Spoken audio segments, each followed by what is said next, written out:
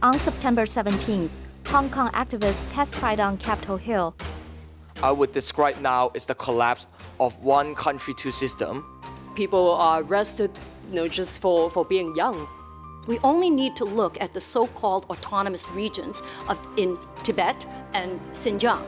What autonomy means is no cultural, no language, no history, no right to believe or practice your faith. The delegation's core message to Congress is to pass the Hong Kong Human Rights and Democracy Act. If the U.S. revoke the special status, Hong Kong will be just another city, like another city in Mainland China. Have you thought of that? Sometimes you fight for something, you have to sacrifice something. With the looming 70th anniversary of the Chinese Communist Party's takeover of China and the possibility of declaring emergency rule in Hong Kong, what do the Hong Kong people most want from the free world? And what are they willing to sacrifice for their freedom? Today, I share my observations and interviews with some core members of this movement. I'm Simone Gao, and you are watching Zooming In.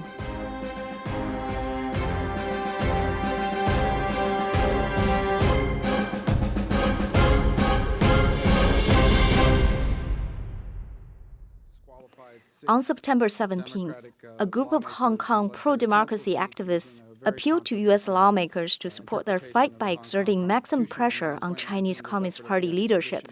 So my question to all the panelists is, how would you describe the state of Hong Kong autonomy today?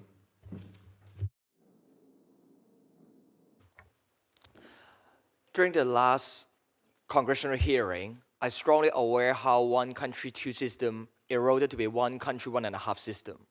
But the recent political crisis by how Hong Kong and Beijing government turned such a global city into the police state with more violence and even white terror, I would describe now as the collapse of one country, two system, and also we are facing the death under the current constitutional framework. And I think now is also the time and the reason which we hope to seek for bipartisan support. Support Hong Kong's democratization should not be the matter of left or right. It should be the matter of right or wrong. So on a more cultural and social context, there is an immense fear among the people to speak their minds, which is a result of how the businesses and the government institutions, they have put pressure onto their employees or the people to keep their mouths shut, basically. And so this has a huge impact on the economy because without this freedom of speech, it's very difficult for the economy and also the society to thrive because in a sense, we are already in somewhat of a China city situation where people would fear for their safety if they spoke out about their political stance. Last year, the USCC published a report concerns that Hong Kong is becoming more likely like any other Chinese city. And that means that our autonomy is already gone. And actually, even the USCC has issued a report to claim that the autonomy of Hong Kong is already in danger. In UK, when I met some politicians, I would tell them that the Chinese government already breached the Sino-British Joint Declaration. And that's why I would say the autonomy of Hong Kong is already dead, and that's why we urge the US government and other free world countries try to help with Hong Kong with many, like passing the Human Rights and Democracy Act. And you can pass the Global Magnitsky Act in other countries, urge your allies to pass them, to let other free world countries to stand with Hong Kong. Autonomy, what it means for the Communist Party is we only need to look at the so-called autonomous regions in Tibet and Xinjiang. What autonomy means is no cultural, no language, no history, no right to believe or practice your faith under the Sinicization of religion, which is an oxymoron. And their understanding of autonomy even extends to past this life. As you know, the party is trying to now control reincarnation. So they're also trying to impose a notion of Chineseness. What kind of Chineseness? Well, Xi Jinping's notion of Chineseness under the Chinese dream and what is Chinese.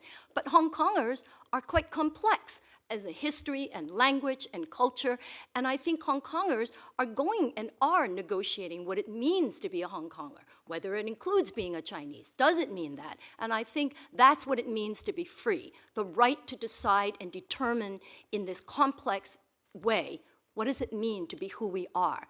And that is absolutely antithetical to the DNA of the Communist Party and its notion of autonomy, because it doesn't exist. Their core demand presented before the Congressional Executive Commission on China is for the U.S. Congress to pass the Hong Kong Human Rights and Democracy Act of 2019. Co-chairman Rubio is also right for recently writing that Hong Kong's special status under American law depends on the city being treated as a separate customs area. Beijing should not have it both ways, grabbing all the economic benefit of Hong Kong's standing in the world, while erosion of our freedom. This is the most important reason why the Hong Kong Human Rights and Democracy Act enjoys the broad support of Hong Kong civil society. To these Hong Kongers, the reason they're pushing for this legislation is simply that nothing else has worked. The Hong Kong government and the Communist Party leadership, which is really in control, has ignored the voice of millions of Hong Kong people for the past 3.5 months. U.S. government should help Hong Kong people have the right to decide our future. Therefore, we urge the U.S. Congress to pass the Human Rights and Democracy Act to expand the current sanction list to all individuals who infringe our human rights. The U.S. government should not acknowledge the special status of Hong Kong. U.S. must send a strong signal that this special status should be cancelled if Hong Kong lost its autonomy in order to put pressure on China. Otherwise, China will keep taking advantage of Hong Kong as an international society, but hollow out our liberal values. With such an assertive policy, it demonstrates that America will no longer tolerate totalitarianism. Hong Kong people will take every step with the last inch of our effort to fight for democracy and freedom. Beijing responded swiftly after the hearing. Foreign Ministry spokesman Geng Shuang warned against the U.S. effort to back the protesters. 同时，我们要警告某些人，任何企图挟洋自重、反中乱港的图谋，都注定是徒劳的，也注定会失败。 The Hong Kong government also issued a statement on Wednesday defending the police handling of the protests as being restrained and rejecting the activists' allegations as serious and unfounded. The group had a packed schedule touring New York and Washington, D.C., including an invitation to the Hong Kong Human Rights Forum, organized by the Victims of Communism Foundation, and an invitation to a film screening by the Global Taiwan Institute. Coming up, an interview with Hong Kong student leader Sunny Qiang.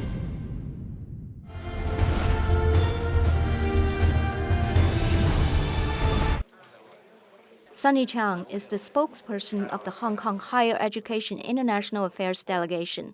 He was one of the witnesses that testified in front of the Congressional Executive China Committee on September 17th. I had the opportunity to interview him during his trip to Washington, D.C. For this trip, all of you emphasized you want the U.S. government to pass the Hong Kong Human Rights and Democracy Act. I want to know which part of the act is most important to you.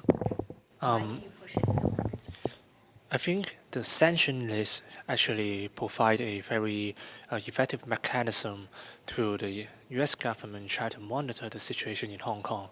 Especially we know that when many Hong Kong officials, they really grossly undermine and violate the human rights situation in Hong Kong. And this gradually becomes a humanitarian crisis in Hong Kong. And by this bill, if the U.S. government can use this sanction list mechanism to try to hold them accountable, and it will be very effective and very encouraging for Hong Kong people. There's also a very controversial part of this bill, and it is the one that requires the State Department, the Secretary of State, to reveal the status of Hong Kong every year. So if Hong Kong doesn't pass the reveal, the special status might be revoked. So what is your thinking of that? I think definitely if the special status of Hong Kong continually manipulated by the Chinese government, I think the US government should actively consider to abolish their recognition of our Hong Kong special status, because only they do so, and then actually they can try to give a very immense pressure on the Chinese government. We know that on the previous years, Chinese government tried to manipulate Hong Kong as the back door of the world liberal system to do many illegal trading under the table with Iran and North Korea. And this trading apparently violates many weapon embargo under the United Nations. And when China used Hong Kong to do trade with Iran, this also violates the order from the Department of State in U.S.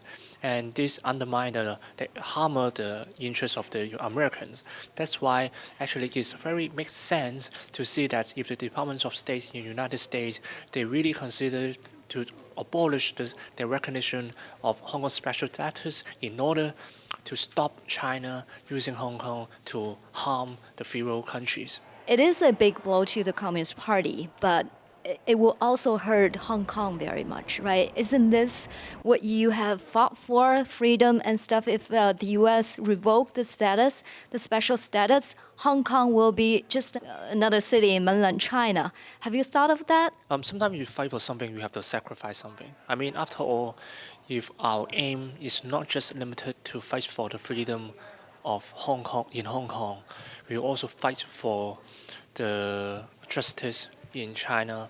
We want to fight for a very global containment against China. If this is the ultimate aim for us, and then I think it's very reasonable for Hong Kong people to urge the world and also to urge the US government to abolish the status of Hong Kong in order to harm the Chinese government.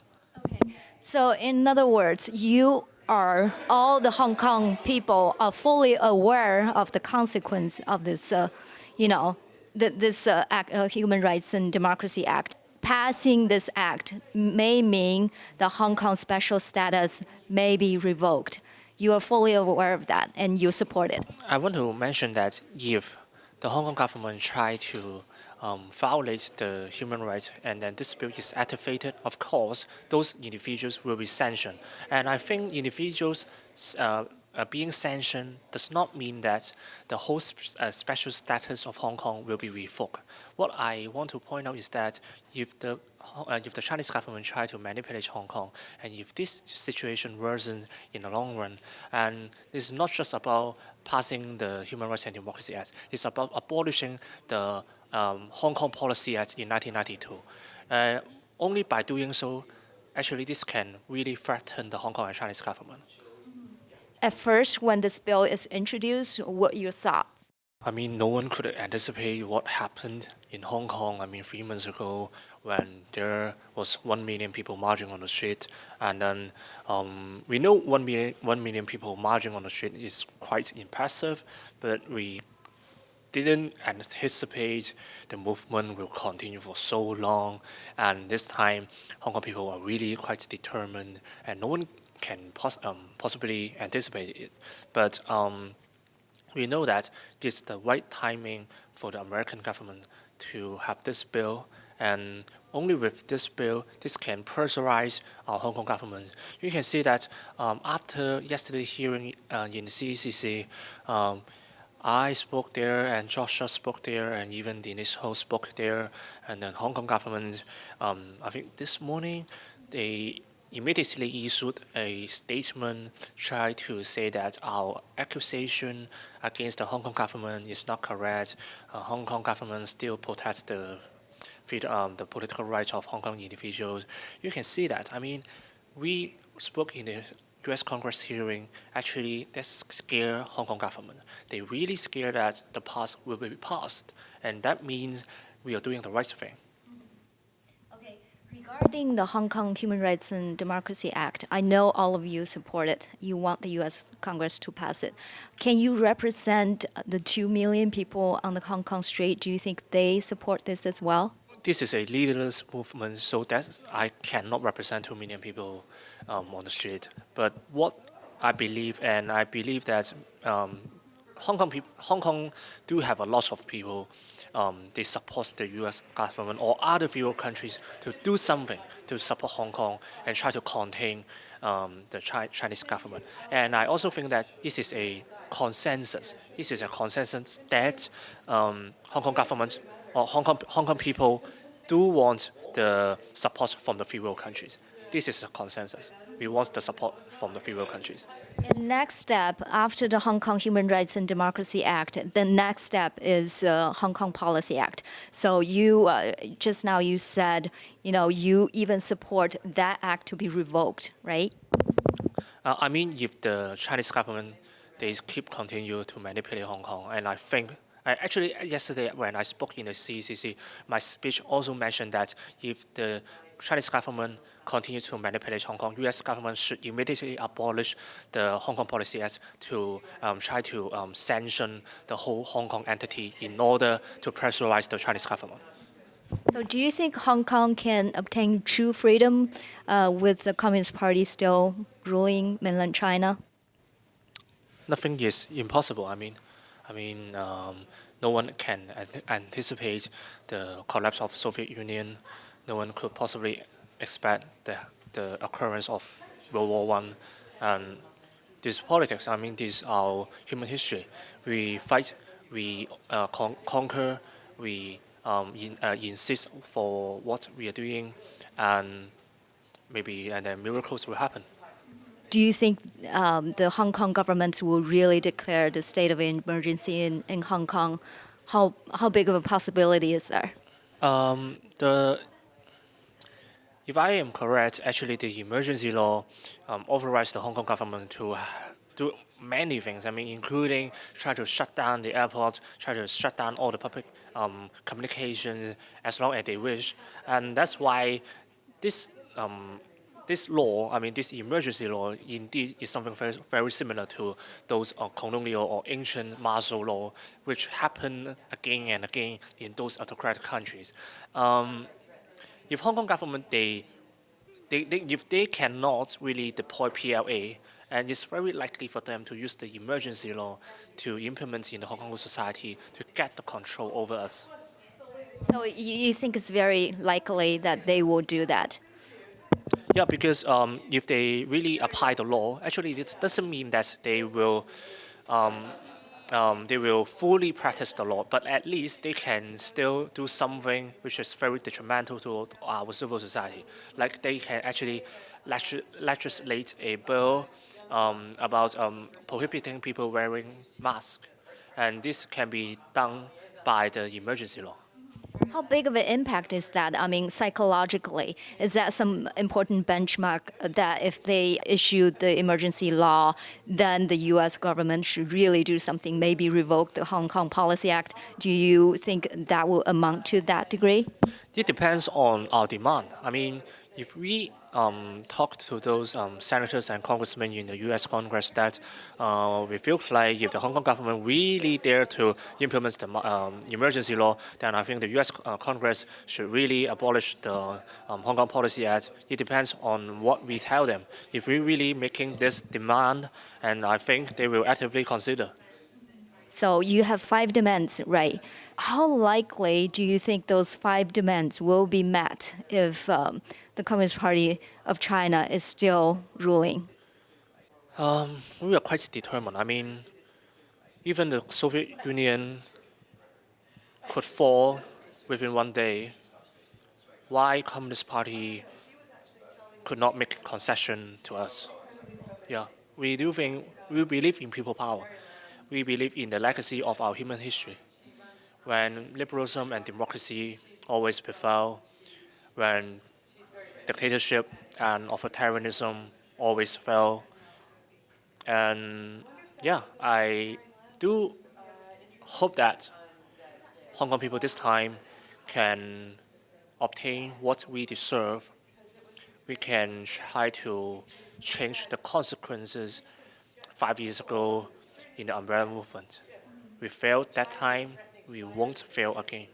You know, the determination of the Hong Kong people. You know, we have watched this process very closely, pay attention to how Hong Kong people are performing and stuff. At some point, I think a couple months ago, maybe a month ago, when the demonstration was dying down a little bit, so people are thinking, okay, how do you make this demonstration a long-term thing? So how would you describe the determination of the Hong Kong people? Can you sustain a long-term demonstration? We already did. I mean, after 100 days, we already did. We already demonstrated to the world that we are so determined, and the protests will not die down naturally. In the short term, I believe, unless the government or the Chinese government, they really make a considerable concession. It would not die down. It would not.